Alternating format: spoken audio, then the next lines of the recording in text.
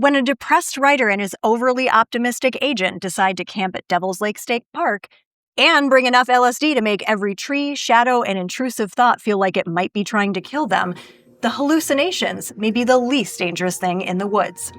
This is a psychological horror novel where writer's block becomes an actual fight for survival, and the worst possible time to encounter violent criminals is when you're tripping so hard you can no longer trust your own senses. I'm Samantha. I'm Jeffy. And this is the Spooky Frog Podcast. We're spooking. We're spooking. We're getting spooky. We're doing it. I got spooky last night. You did? I got real spooky. What did you spook last night? Yeah. So I watched Disconnect. Oh. Which is a horror, it's a podcast horror-based movie that is internal to a podcast. So it's about a podcast. I might have watched a trailer for this last night, actually, because we were watching a bunch of trailers for like, hey, what should we watch this weekend kind of stuff. And I know there was a podcast one, and then there was one where it was like noises in the woods and stuff, like ambient recordings.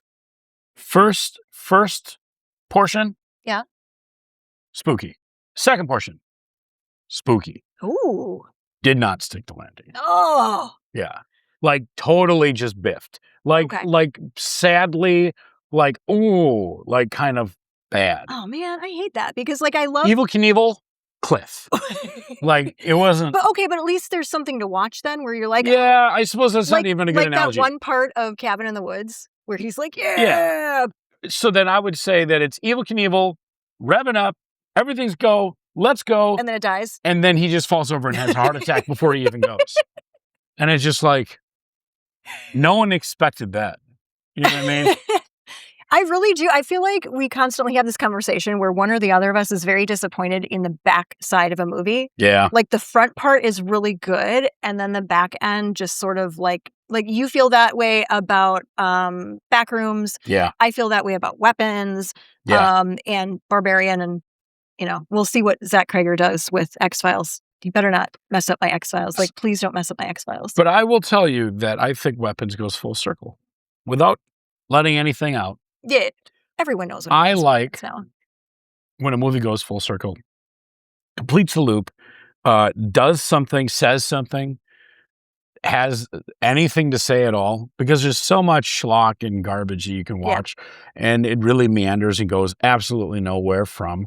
And I'll tell you, like, I'm just tired of watching it. They probably didn't catch it because I still enjoy From. I hope that they're doing something with this, but it's giving me Lost. It's giving Lost. Yeah, you know who was lost in Lost? Lost. Yeah, well, Lost was lost in Lost. The people that did Lost are doing From. Yeah, you're right. Can tell. Yo, you can. I'm still because they don't know what they're doing. Right. They're just kind of, what if you know what? He's in a cave. I will take this, though, at least in a limited way, over I'm going to put one season out and pull it because we've found that demographically, people don't watch as many of the second and third seasons or whatever. Like, yeah. That makes and they never let anything wrap up. Right. Like, yeah, that drives me crazy too. I mean, I don't need an ending that wraps everything up in a nice little bow, right? No, there can be open-ended things. I like lots but there of should be a things. purpose. There should be, I want a story to tell something. A story should say something. Yes. It shouldn't just, and then that's all you get. Like, I don't know. Yeah. Stuff, explosions. Woo! Oh, God. I saw a trailer. We were watching a bunch of trailers the other night just to try and see what we were going to, watch next. And there was a trailer. I swear to God, I do not know what this movie's about. All I know is that there was a lot of guns and explosions. Sure. I have absolutely no clue anything about it other than that. I will make fun of the Fast and Furious movies here. At least you know what that's about. They've got car races, right? You know what I would argue? You know what I would argue? That whole series is actually about chosen family. I knew you were going to do the meme. I knew you were going to become the meme. I mean, that's what it is, though. Family. But that's what it is. Okay. It's chosen family. That's and cute. That's a fantastic, especially in our day and age where divorce rates are where they are, where everyone is kind of like on the outs. There's a lot of family strife out there. Well, as only children, our families were most often our chosen family. We didn't have siblings that were just like there. We don't really understand that sibling dynamic. I'm always fascinated by that. Like, why are you talking to that person? Oh, they're my brother, they're my sister, like whatever. I'm like, and Yeah. like there's Right. okay. Right. Because chosen family is stronger Yeah. for some than others. Yeah. And I would say that that is a movie that is definitely outlining that. And like, I'll tell you one of the best stories that I've seen on unfurl in front of us recently has been Spider-Man. I knew you know what? We should have just kind of had like a Spider-Man segment here just because I knew it So came good. out and everything. I know my buddy Chris, he saw it and he really liked it too. So There were 3 times that you would cry at this film me? if not Or you. Okay. Not you. I was going to say if you were really intimately aware of the the circumstances within. Yeah. It's really touching. Is this still the Tom Hiddleston? Yeah. Is this okay? All right. So I knew who It's the first I knew who Spider-Man to make it to was. 4 films. Oh, And okay. people are still very hungry for it. Okay. I think Is this in the even same the Sam universe as Raimi. the like the ones that we saw in I don't know what like high school or So something? that's what the 2000s? last film was about. Okay. It's about bringing the universes together, and there were actually all 3 Spider-Men that were put together. Oh, that you were was that the No Way Home or Yes. okay, where there was all the And Spider-Mans there was together? an ending there that I won't spoil for anyone, even though it was a few years ago, that was that made everybody that saw that wept. Like anyone who had a heart wept at the end of that, because I'll tell you, that was a really emotional ride at the end. And it had the other actors too? Like they Yes. came into okay. Yes. And there was a whole purpose to it, and it basically tied together like, well, why were these other films out there? It was genius. It was Willem Dafoe in truly the new one? genius. He was in He was that in that one. one? Okay. Yeah, but now all of that's resolved, Okay, so and now there's a we're stepping new away. there's a new part to this. At this point, it's just Star Wars or Star Trek, where it's like Sure. you've got the different iterations and Yeah. you have an explanation for where it goes. Mhm. So, how many more do you think it has in it? I mean, Marvel's actually realizing that it got out of control, and they got a little drunk. You know what? It They were happens just to the kind of best of us. putting TV shows all over the walls, It's like not like just we've really, never done that. yeah, like they were just like it was too much. And I know that I think they're reeling back and getting back to the core of what made them And successful, making something which is what they quality. really need to do. Because Yeah. that first arc that they had, where it was the Avengers arc or the the Infinity Stones and all that, was a phenomenal. Like, I mean, it was really good. I mean, I heard people it were was really good. on board. And then they just decided, well, people liked that. Let's throw everything at Give the wall. them everything. Yeah. Like the and hot it was dog just, meme where it's just yes. Yeah. just give And it them was everything. just so much that, and now they had you like, well, did you watch the TV show? Because if you didn't watch the TV show, then you're not going to know what the movie's about. No. Better go watch the TV show. Once you have to do other mediums in order to, like, once you're giving me homework, Bingo. I am kind That's of what done. everyone called it that Yeah. actually got into it. No. And then the audience dropped off. And the only films that have survived were like Fantastic Four. Welcome to the Marvel podcast. Fantastic As long as Four. we can tag Marvel Yeah. and just at least just get some of that, like, get some of that in there. SEO, but Yeah. The only thing that really survived were the Spider-Mans, because it was a little bit divorced from the normal. yeah. And then the other one was Fantastic Four, I think, survived it. But like the Marvels, all of this other stuff, the Shang-Chi, or I don't even know what it's called, like One Punch Man or whatever. What? All of this stuff that like nobody knows what it is. I don't know and what it it's is. kind of like, okay, but you got to watch a TV show to see them get revealed, and then the thing. And you're like, it's- no, I'm not drinking. You know what? Since you're on this anyways, we were going to do this in the second half of the show. Mm. We're just going to do it now because you're talking about superheroes, you're talking about comics, and we just saw a awesome documentary about real life superheroes. Well, real life superheroes. Real or I will heroes. say real life superheroes. No, amazing heroes that everyone should salute and be very happy about. Salute your shorts. Yeah, that's right. But no, we talked about a little bit last week, but our friend T wrote an excellent book a few years ago called American Madness. And it kind of expands on his work researching and talking about real life superheroes. Like there's an actual, not even underground, like it's there's a whole bunch of people that think they're real life superheroes, and they go out and have various levels of interaction. Some of them do go to vigilanteism. Some of them just kind of like LARP around, and some of them try and, help little old ladies across the street and that. Jeffy's having And some of them are crazy. psychotic. Yes. So this book, however, centers around one man, and I never remember his last name, Richard McCaslin. So Richard McCaslin had a few tragedies happen in his life, but then also got a giant windfall of money, which you can't be this crazy unless you have been given money to be this crazy, because otherwise you end up under a bridge. Right. And not making your own costumes, and fancied himself the Phantom Patriot. Mm-hmm. And the Phantom Patriot seemed fairly innocuous at first, where he's just making comics and he's making his own costumes, he's learning martial arts, and then he breaks into the Bohemian Grove and sets things on fire. And he goes to jail. And he doesn't learn from this process because he's got money and he's crazy. Yep. And so he comes out and he's even crazier than he was before. The interesting thing about the book and the documentary, the compassion at which T deals with these people is so extraordinary, because I think it's very easy for us all to forget that. Get very cynical. Right. Like, we're like, that's a nut bar. Like, how could you ever believe that? Like, and you can still have that part of it. Like, at no point does T give any sort of excuses for any one of the people he outlines in the book or in the documentary, and especially not Richard. But they're still a human being that got this way for a reason.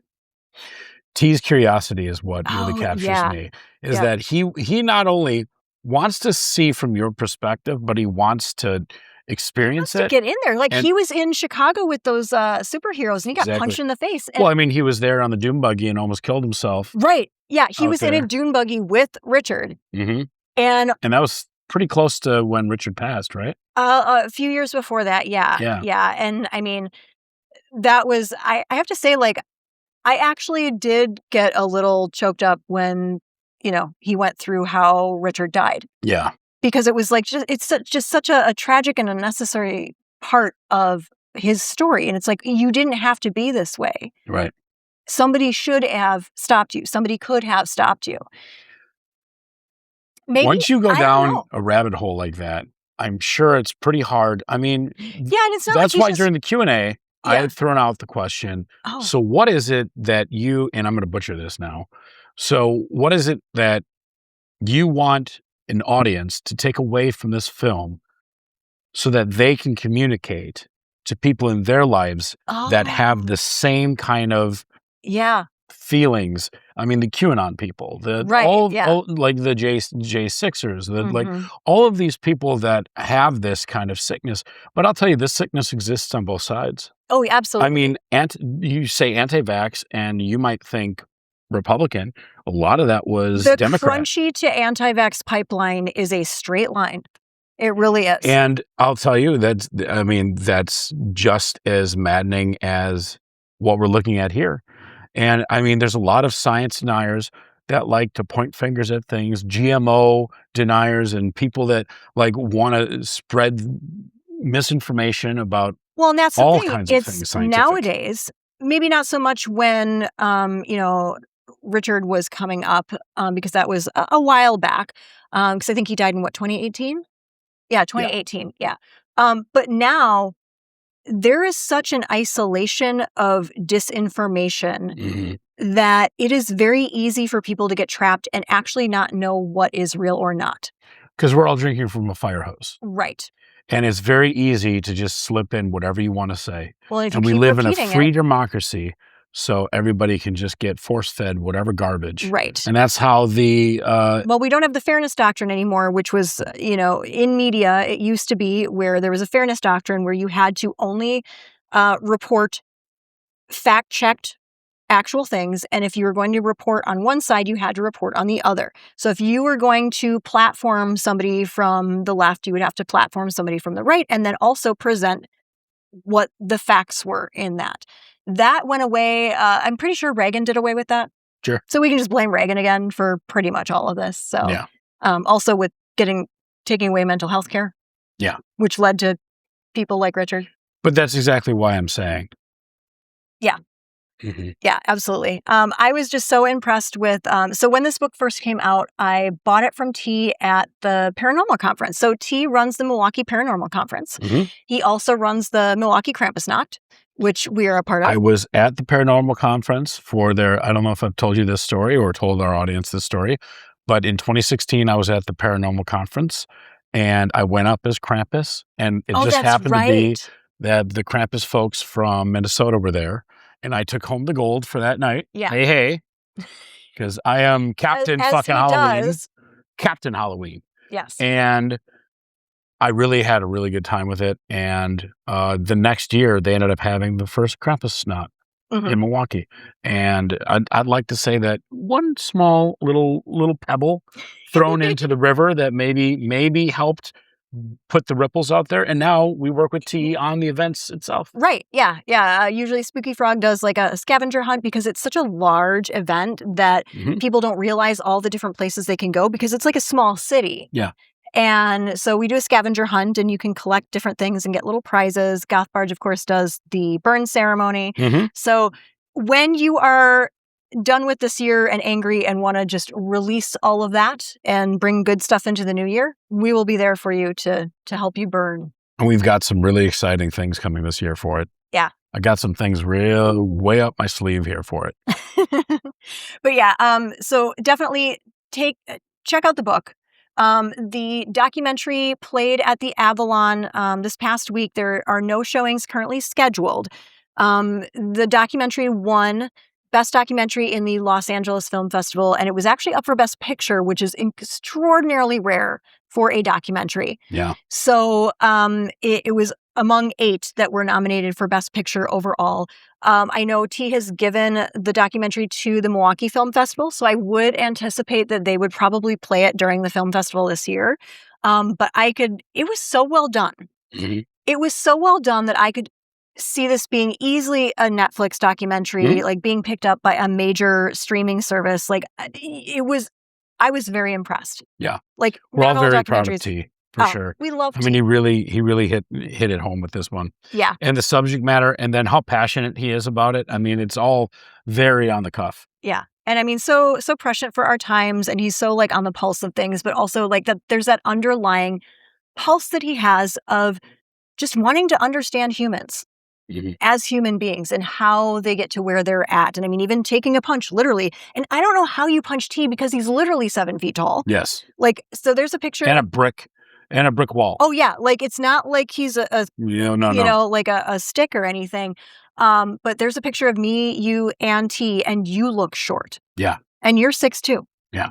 So if Jeffy looks short, T is very tall. Yes. So, like, I literally have to, like, kind of like, he has to bend down while I'm on tiptoes to give him a hug. Yeah. And it's just kind of crazy. What's the guy in Hogwarts? Haggart, the giant? I don't know. I don't know anything about. I don't know anything about the Potters. I don't know. I like missed that whole thing in like age wise. And then I was like, I don't need this. Yeah. I just remember seeing the covers and it's like Harry Potter and the Secret of the Butthole. All right. I don't know. Whatever. I don't know what's going on, but hey, I love that the kids are happy. The Secret of the Butthole. The Secret of the Butthole. Let me tell you about the Secret of the Butthole. Oh, do you have things for Secret of the Butthole? Blah, blah, blah. That's it. It's Secret of the Butthole. Are we going to do the hand? Like, yeah. Secret of the Butthole. I don't know why it's never-ending story. Never story? Yeah. But, I mean, maybe your butthole's the never-ending story. I mean, I'm punchy today, I'm feeling punchy. I am, too. I had some crazy bread before we started recording here. You had crazy bread and you didn't? Did. Yeah. You didn't let me bite your crazy bread. I didn't. No. Next week, we're going to be celebrating I'm so excited. We're never going to get into this book. No, we're not. We're just we are. But we're going to celebrate the 1-year anniversary of the pod. That nobody listens to. Yeah. And all 20 of you will hear us. We're going to inflict this upon you. Yeah, we're going to have some dreaded AMSR. Oh, God, I hate ASMR. ASMR that no one wants. Can everyone please stop tapping on things? Please stop the tapping. I don't know who started this. I don't know why, but like... Oh, yeah. Like doing ingredients? And I'm just like... I see that a lot in ingredients things where they're like... Or that's like... with the nails, and I'm like, it makes me with the long ass nails. Well, that's all they can do. It makes me violently angry.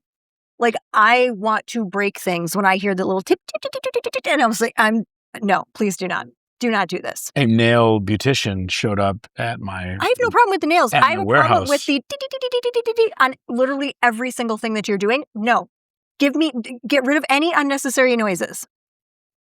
Make them all gone. I had a nail beautician that showed up at my warehouse to start working in the picking aisles. Oh. And this is back when I was managing a warehouse.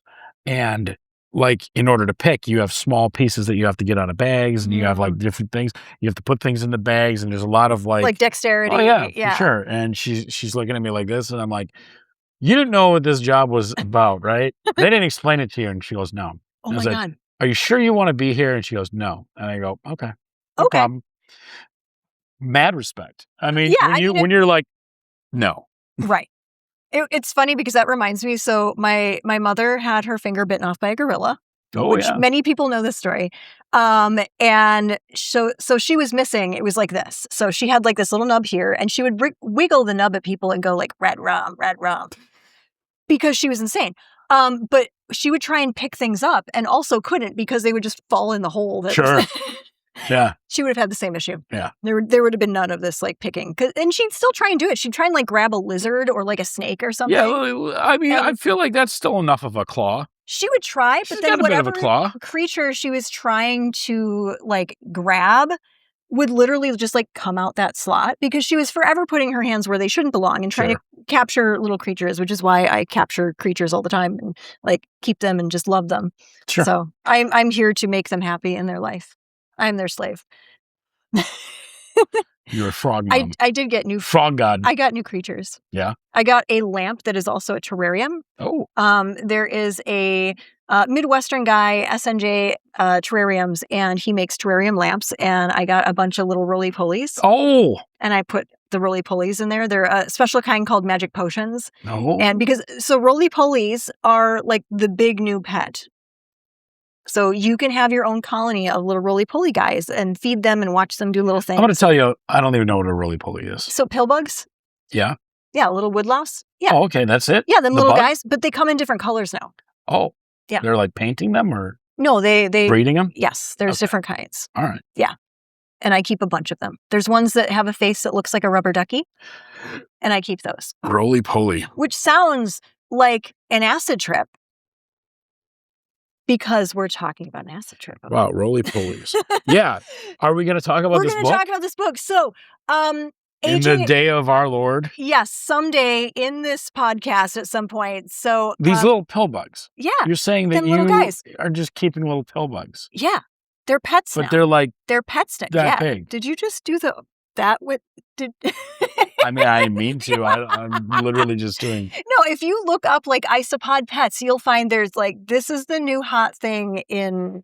Is isopods. Isopods. Are they happy? Yeah, they're happy. I give them everything they could ever want. And they're just like, fine. Yeah. I'll stay here. I got new ones and they're like, won't they crawl away? Like, how do you keep them in a bowl? You put them in cages. The lamp has a cover. It's got a screen cover. Like you keep anything. Like, see, you can pet them. Yeah, I just don't understand the keeping bit. See, I just like to be the person that provides them with everything. Sure. Their little world, like, their world is very tiny already, so I'm going to give them Disneyland every day. Sure. Look at their little faces. Is this projecting onto something that you wish you had? Look at the little faces. No, I just want to make sure that, like, so I do wish that I had the life that I give to my bugs. Yeah. Which is like. Is that why it's done? Yeah. Okay. I just want, maybe if I'm reincarnated, I can be a bug in my own household. Because I would be very happy. I mean, they're not creepy. They're just kind of like. No, they're adorable. Little guys. Yeah, they're little guys. I have a big thing for little guys. I love little guys. And little guys deserve love and respect. And please give little guys everything you need. Like, I'm a person that, like. If I'm walking down the sidewalk and there are ants, like, I make sure that I move around them and I help, like, worms if they're drying up on the sidewalk. Like, I'll help them too. I am the person that takes the bugs outside. Yeah, bugs. Little guys deserve stuff. Yeah, Love little guys. They're just living their little bug life. Right. And so I'm now giving them a perfect little bug life where there's no predators. They got unlimited food. They've got all sorts of like cool stuff to play with and like explore. Yeah. I just like providing my version of pets is not based upon my ability to interact with them. It's based upon my ability to give them the best possible life they could ever have. Like, I don't need to pet them. I don't need to put little hats on them. I just want them to be happy. And if being happy means I never touch them, that's totally fine with me. Jeffy's now obsessed with this. He's like, wait, who keeps these things? Well, I'm just looking up, are roly-polies happy? Right? And like, roly-polies do not feel happy or sad like humans do. They have simple brains that only react to basic needs like wet, air, dark places, and food. Right. So if I give them all of the things that they react positively to, right, I don't scare them and I give them everything they need. That makes me enormously happy to provide little guys with their perfect little life. Absolutely stunning to me. Well, I'm delighted for you. I like big bugs. Now let's do some acid. Let's do some acid. So we should talk about this book. AJ Humphreys is the author today. AJ was at the first Spooky Frog. He's an amazing, amazing person. I love AJ. He is not on social media right now, so when I messaged him, I wasn't able to get a hold of him. He'll stop in like every once in a while, so I didn't get a hold of him before this. He's going to find this out like months later and just be like very enthralled. But AJ's a really, really cool guy.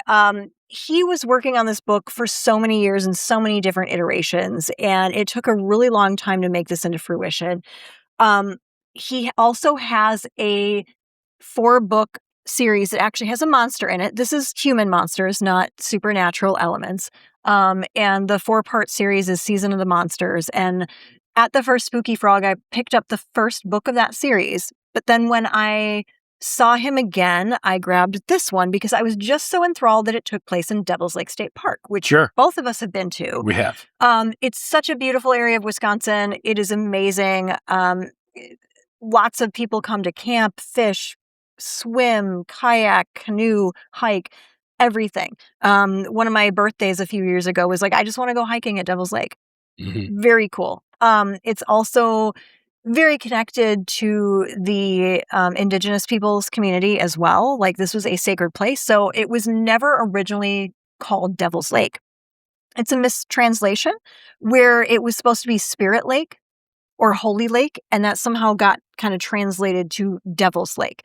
So immediately I was like, okay, cool. I want to do this book. It's set in Devil's Lake.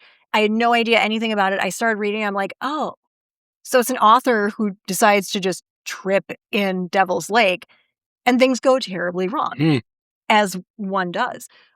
It's such a cool concept. So the main character is Galen. Galen Cantrip. He's a struggling author. Ken Trip? Yeah, Ken. Yeah, exactly. So AJ really likes to play around with names. And so there are some Easter eggs in names, and some of them you will need to actually know some history, including some Roman history to actually get some of that. But Galen can trip, and he can trip. He is a struggling author, and his mental health is really, really bad. He has had some personal loss, and he's just going down this deep, dark hole, right? His best friend is also his agent, who is like, you know what, man, you need a reset. Like, you need something completely different. You can't stay in your house and get high every day and just not leave the house and not do anything. Like, this is not sustainable. We need to kind of do a reset. Let me take you camping and get you real squiggly diggly. So do you think that is dangerous, or do you think of course it is. More... It becomes dangerous too. Like, things don't go well because it's a horror novel. Sure, but like severely depressed friend, you've got like sometimes psychedelics, right? And that can be a two-edged sword. So like, you can do psychedelics as a depressed person, and that can fix things, or it can go completely the other direction. I mean, if you, a sad person, goes to Spain, okay, you are now going to be sad in Spain. Yeah. And that's how I feel about it. Like, as I'm preparing for, my vacation, I'm like, I am still me wherever I go. So whatever headspace I'm in, I'm taking that with me. Mm-hmm. And regardless of where I am, that's still who I am. So I could choose to enjoy what I'm doing, or I can just be sad somewhere else, which is like not how you want to be. See, there's a book idea. Yeah. Taking a vacation from yourself. Oh, I mean, it's almost are you kind body of. snatching at that point? No, I would say it's probably closer to Total Recall. Mm. But also Total Recall has a lot of different layers. Okay. But, I mean, it's an interesting concept. I don't know. But I mean, I'm sure it's never been done in the past ever. Well, it doesn't go well for them. It does at first. So at first, like, they're all just like walking around the woods, man. Everything's going awesome. Sure. Unfortunately, because it's right. Yeah. Until it's not. There's other things in the woods. Like the woods is not innocuous. And I really like that they play on that, because I think so many people go into natural environments and think that it is a playground. Mm-hmm. It's a Disneyland. Like people that go to Florida and Right. are like, why are there gators in the water? Yeah. Shouldn't you tell them not to be in the water? Right. Or like, I went to the beach and there were sharks. Why are there sharks at the beach? Or like, I went to Alaska. Why are there bears here? Yeah. Like, because they live there. You don't. Yeah. I mean, there's so many people in Yellowstone every year that like get gored by buffalo. Because you're like, oh, look, a friendly buffalo. Right. It's friendship. Why don't I go? Yeah. Why don't I go hug him? Right. Can I pet that dog? Yeah. Like, probably not. No.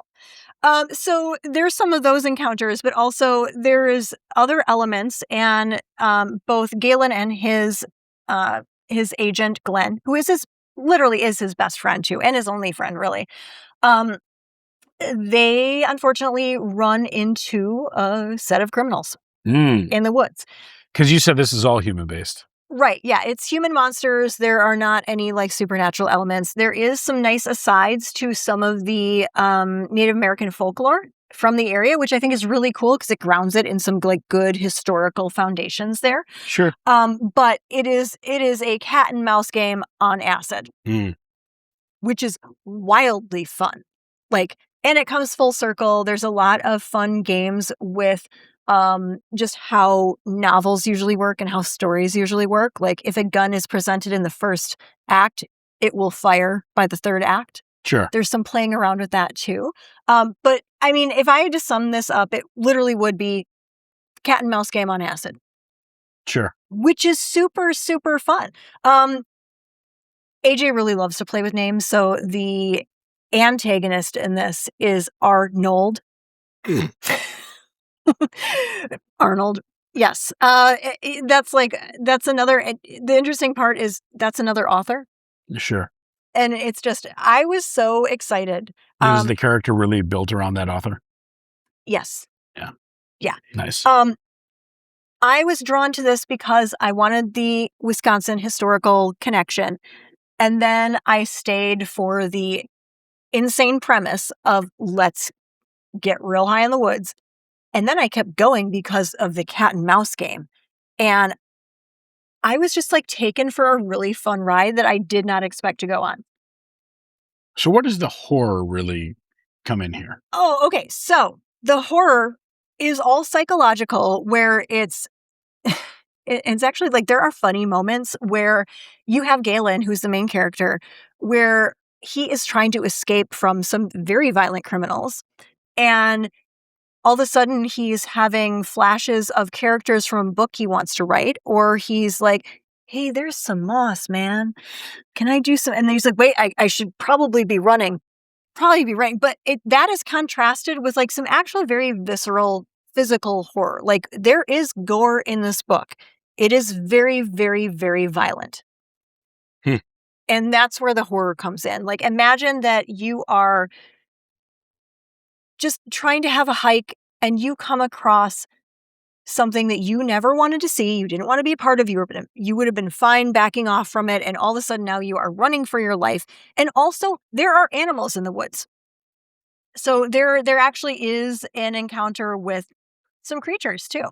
But definitely it is the human monster that is the horror on this one. Sure. And I love a human monster. Like we did Siren last time, and I love that kind of thing. I love a good monster, but a human monster is always like I want that as my entree. Misery. I want that's my entree. Like, give me that, like feed me that. And especially if you add in the whole concept of like, I don't know what reality is. I don't know if I'm seeing the monster. I don't know if I'm seeing a monster. I don't know if I'm seeing myself. I don't know where I am. Am I seeing daylight? Am I seeing night? That confusion is what really the horror is. And what's really fun about this one is AJ builds the chapters where you just get funneled into the dissolving of this person's being through being like real high. And the fun part, so the formatting of the novel is really interesting. So he comes up with like, hey, it's 1:37 p.m., right? Mm-hmm. Like, and then as you go farther and farther, it's, I don't know what time it is or day it is. And there's some like very creative fonts that are used where it's like, oh, okay, well, now we've got just symbols and everything is melting. Yeah. Like, okay. I loved the formatting of it. It was wildly creative. I was very, very excited. Like, AJ is such a creative person. It was 493 pages. Dang. And I was kind of intimidated to go into that, having just a short time to read it. But the formatting was so exciting to me. The kind of neat part about AJ himself is that he throws himself into things without having any boundaries. And that is what this is. Like, we're very high, let's have no boundaries, and I really, really like it. So I have a lore score for us. Okay. So because this is Devil's Lake, the lore score is very, very high. So this isn't about a lore score of a monster or a specific legend. This is the lore score of Devil's Lake State Park. I give it like a 8.5, 9, because it was pretty darn accurate to what Devil's Lake is. I love it. Even some of the lore is fairly accurate to that too. There's genuine encounters. One of the animals in there is probably not likely to be around that area, but possibility.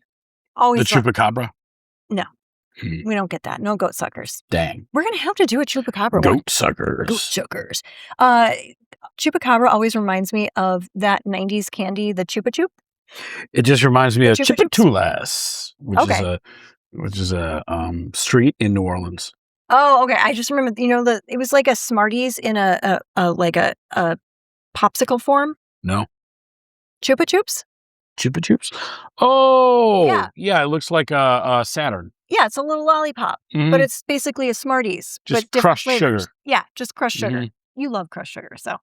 But the important part. It felt like a slight. It felt like a judgment. It wasn't. This is rude. This is a rude judgment. You like the Smarties. You like the sugar. You son of a. You crushed sugar eating. Bad mouth and two-timing.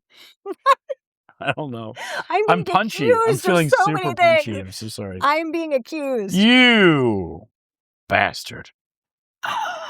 It's true. It's true. Would we survive? Yes. I didn't do would we survive this one because we both would, because we'd be like, you're crazy. Get the fuck out. Like, we're done. I'm seeing your notes here and I don't know. Well, okay. I'm going to stand up for myself in this one. You don't know what happens. I mean, all right, there's an acid trip. Let me explain. Which one of the two of us has more experience with acid? Because I'm not doing it. Oh, because you're not doing it. Yeah, exactly. Okay, well, right. Yeah. So You know what? Fuck you. Every one of our episodes dissolves into this. I think every conversation we have dissolves into this.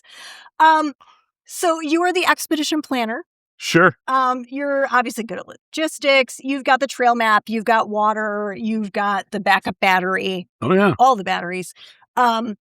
If there's criminals that appear, you've got a map. You're like trying to do some avoiding. So your weakness is not what you think it is. Okay, what is my weakness? Your weakness is, hey, guy, So, if there is an unstable stranger or like something going on, you're not just going to ignore it and walk away. No. You're like, hey, guy, what's your problem?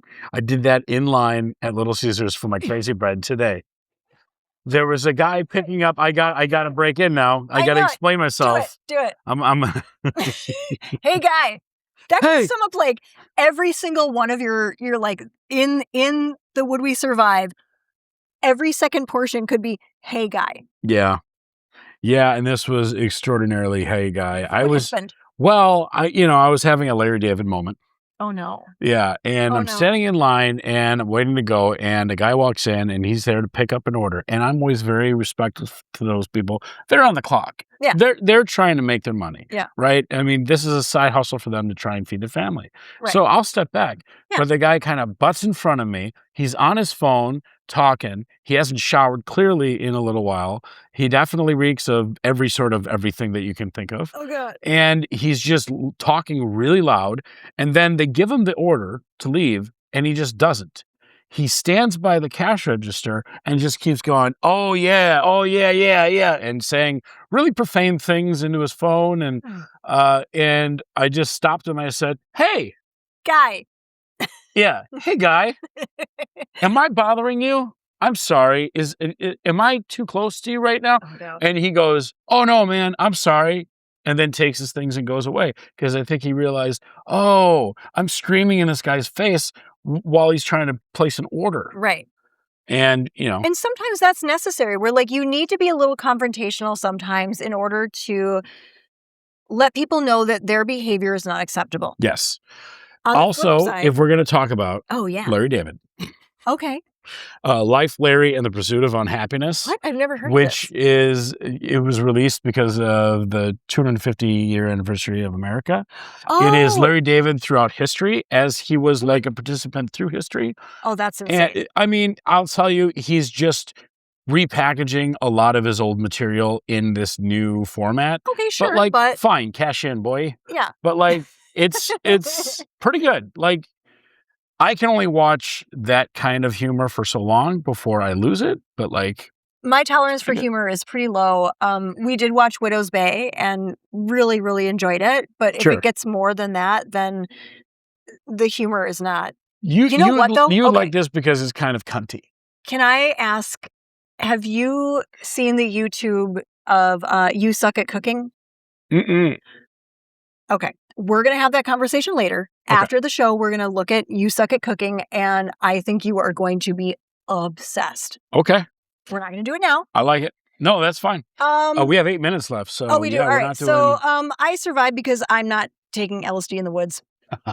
I mean, really, this stops before it starts. Like I'm actually right now, at the time of this recording, taking LSD in the woods. Yeah, I'm not doing that. I'm not doing that. You know what my weakness is?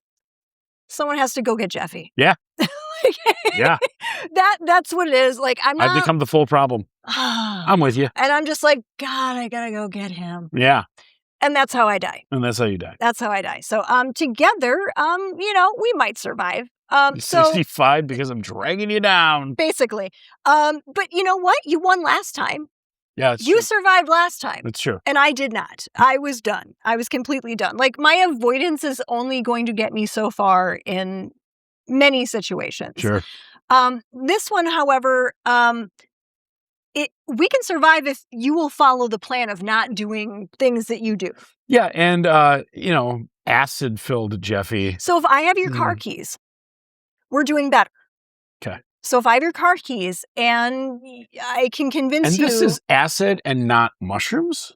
Yes. However, there are some other things that come into play. Okay. But literally our My name's in this book. It is. Mm-hmm. Our survival hinges on if I can convince you just get back in the car. Basically, like, okay, so if you see something suspicious and decide that, it's time to just confront something, we're dead. You're sniffing the books. Yeah, these are all too new. There's a new style of this has book been binding. In my house for a couple years now. Yeah, but it's a newer... Okay, so that one came from Lions too. So I bought a copy of T's book when it first came out, and I gave it to my dad. And so I had to buy a new copy. There is an old book smell. You know what you're smelling? Oh, there it is. You know what you're smelling? Come on. There? Hold on. Oh, okay, wait. Hold on. Oh, Yep. No, this- get in there. Get in there. No. No, gimme. Yeah. It's the Scholastic Book Fair. Yeah. Oh my God. Yeah. Just put it right in there. Yep. Oh, it's the Scholastic. Get your beak in that. It's Peter Benchley too. So. Yeah, just sniff them. Oh, it's the Scholastic Book Fair. Yeah. No, don't take it away from me. It's done. Don't let You're it go. over. It's over now. It's my turn. All right. So really quickly, trigger warnings. You know what this is to me? I'm sorry. This is my grandmother's sun porch reading old comic books. It's my first job at the library. And then it was before that when I used to volunteer. So they'd let me check out more books than I was allowed to. And I'd take out all of Fear Street and all the Christopher Pike books. And I'd have like literally 20 of them and just like take them in a plastic garbage bag, like to my house. Yeah. God, I love that smell. Yeah. Trigger warnings. Lots of drugs. Lots of drugs and violence. Yay. No dogs die, but a deer has a typical Wisconsin highway end. Sure. All right. I do want to do shelf neighbors though. Okay. All right. So as far as books go for shelf neighbors, we've got a few of them. The Ritual by Adam Neville, just because it takes place in the woods and it's kind of like a buddy horror in the woods. We are going to do The Ritual at some point, both the book and the movie. Are we going to do this ritual? So we're going to the woods and we're doing LSD? You can. You're not Maybe I'll come and get you. We'll see. The Hike by Drew Magery. That one is literally about a hike. It's got some humor in it too, which is fantastic. It's a journey through the woods. Really, really cool. I would kind of also put The Troop by Nick Cutter in here. The Troop is Boy Scouts and like cosmic kind of horror.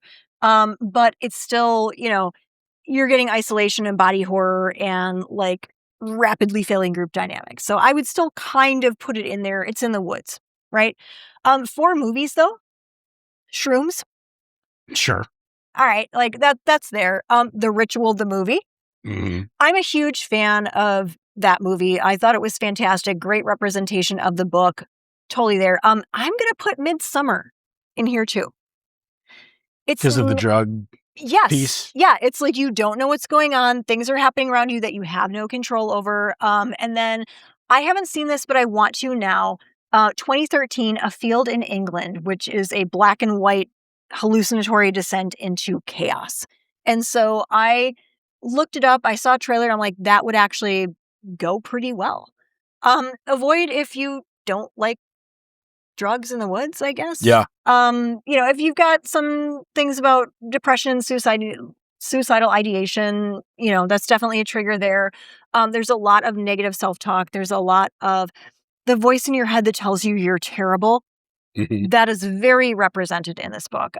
So if you're uncomfortable with that, you won't like it. If not, go camping and relax and have a good time. Other than that, so we have things. We have a lot of things. We're gothing in the park. Yeah, with Scary Lady Sarah, we're doing Jazz in the Park. So Jazz in the Park is a Milwaukee institution. Anyone who is in even like basically Wisconsin or even Chicago knows about Jazz in the Park. It is every summer in Cathedral Square. It's Jazz in the Park. Well, now they're expanding and we're doing Goth in the Park. Yeah, last year they started doing other genres. Yeah. They got out of solely just jazz. And this year they're trying out DJs for the very first time. And you're the first DJ. Yeah, pretty excited about that. You and JJ and Scary Lady Sarah. Mm-hmm. Yeah, which, again, amazing. Yeah, very excited for the team up. Well, and I'm so excited well overdue. Because like every time she's tried to come up here, there's been some sort of catastrophic thing that prevents her. So she was going to do prom with us and there was a blizzard. Yep. Like there's no even way. The boat. I mean, that was the right. That was the creakiest boat that I think I have ever been on. And like this isn't a small boat. Mm-mm. This is like you can easily fit 400 people on that boat. Yeah. They don't. Right. They do 150, but like you can easily fit that many people on the boat. And I'll tell you, that thing was just whipping around in those waves. Yeah.